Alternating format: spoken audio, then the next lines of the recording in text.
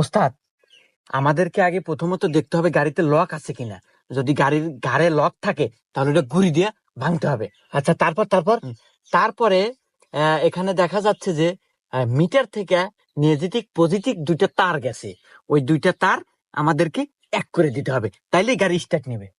তারপর তারপর আরে ওস্তাদ, তারপর আবার কি, ভিডিও শেষ আর তারপর গাড়ি স্টার্ট নিলে গাড়ি আমাকে রে, এটুকুও কি বোঝেন না? আচ্ছা তাহলে নে, চল চল আয়। এই আসলে তো লক রে। আরে গাড়ি লক আছে, তাহলে কি বানাবো জানি? আরে গুড়ি মারা নাকবো, হারাই ভুলে গেছে রে। হ্যাঁ, ভাঙছে ভাঙছে। তারপর কি বানাবো? হর হর। আরে গাড়িতে মাথার এনে দুটো নেগেটিভ পজিটিভ তার আছে, জোড়া নাকবো। জোরাতে জোরাতে জোরাতে। ওস্তাদ, ওস্তাদ বসে গাড়ি স্টার্ট নেয় না।